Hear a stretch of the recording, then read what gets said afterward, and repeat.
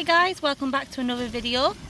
My name is Sophie, aka Peachy Craft. Sorry if it's a bit noisy, but as you can see, I am at the beach today and it is a beautiful sunny day. So it's really nice. It's a bit of a different intro today because obviously I'm not in the studio. But here's what I'm doing. I'm currently sat in a tent, so I'm nice away from the sunshine. And I've just sketched just a little picture from my view from inside the tent. I've got a more minimalistic kit today. I've got a fountain pen, I've got my Stay Wet gouache palette, Posca pen, a size 4 travel brush, my Daniel Smith art toolkit setup, and then a little water pot. So I'm just going to start painting and having fun.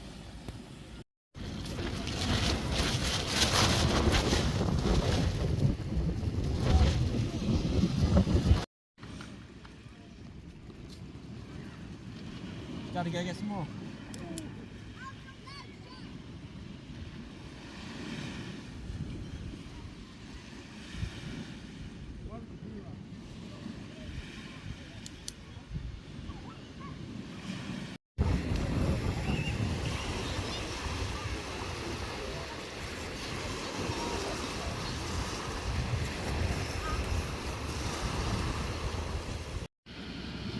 Take it up here.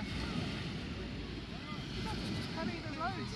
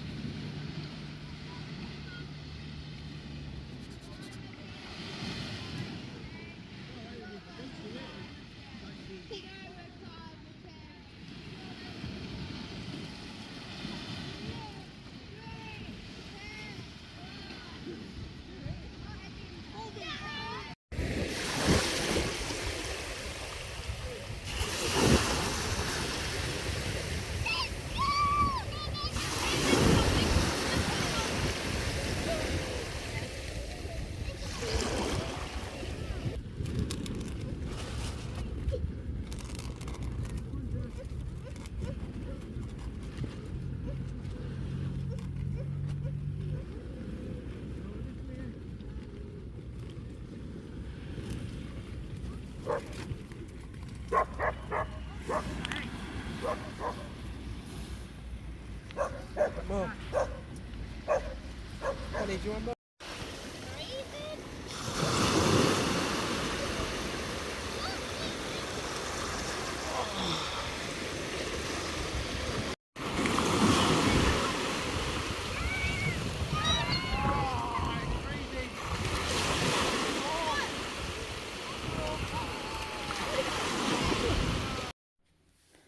Okay guys, so the first two paintings I did at the actual beach itself.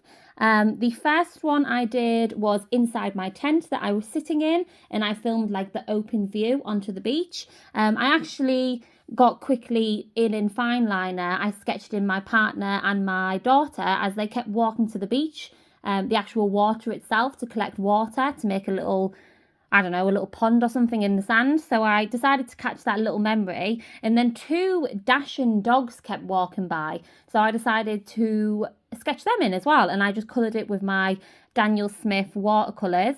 Then because obviously watercolour takes a little time to dry, I noticed a little boat was in the distance. So I decided using my gouache palette, because in my opinion it dries a little bit quicker. I decided to try and sketch the boat quickly. It's not my best work, but again, plein air sketching for me is about just quickly trying to capture what I'm seeing to kind of hold that memory in the paper.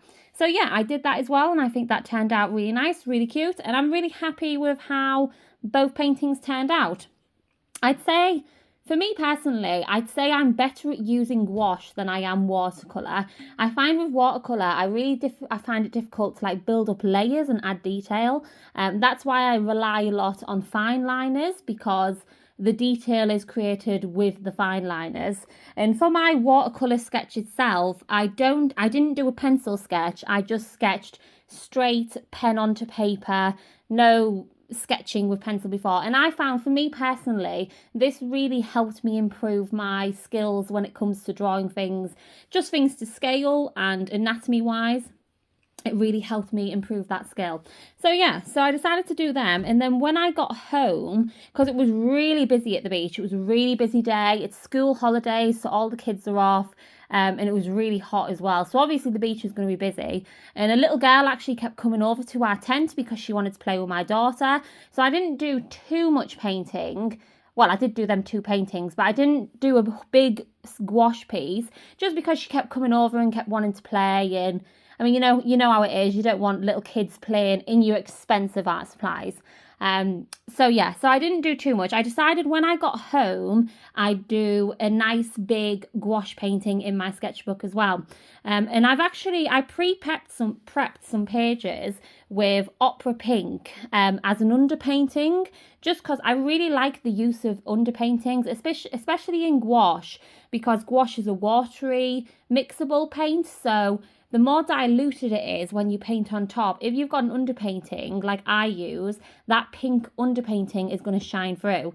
So it's just really fun. It adds a bit of vibrancy and a little surprise here and there because there's a little pink that pops out here and then.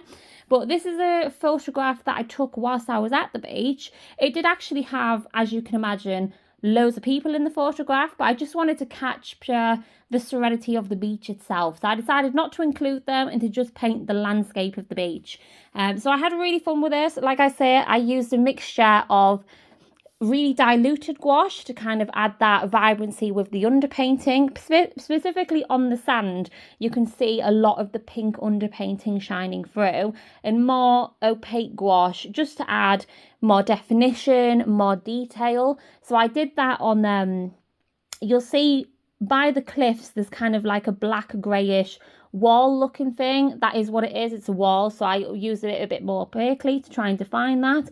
In the end, I also went a bit of a more opaque layer with the ocean itself because it did look a bit washed out, and also the sky was a bit more opaque, specifically on the top of the sky because it was darker there. So I used a bit more opaque cobalt turquoise and tried to fade it out a little bit. Then just for like highlights and things like some waves in the water, the clouds, and just a little bit of sun reflection on the tops of the grass on the mountains, I used a more opaque white mixture just to really add that highlight and that intensity. But yeah, I'm really happy with how this painting turned out. I think it turned out really, really pretty. And like I say, I really enjoyed the use of the underpainting technique. I tend to use this with all my gouache paintings now.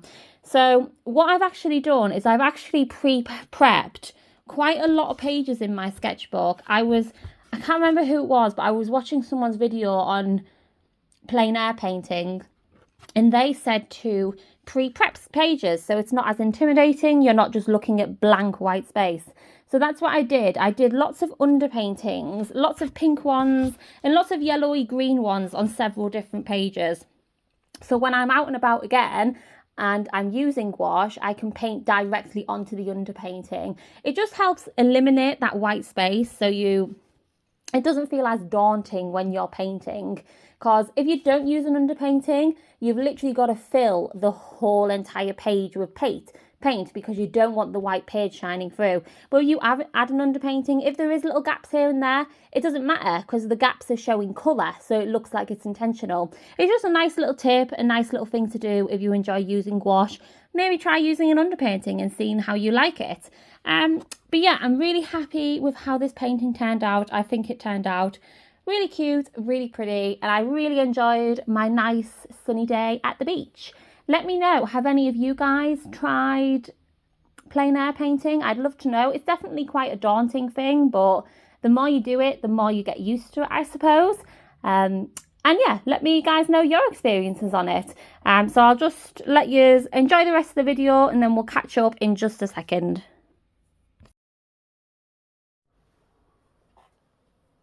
Okay guys, so that is the painting all finished. I'm really happy with how it turned out. I think it turned out really pretty.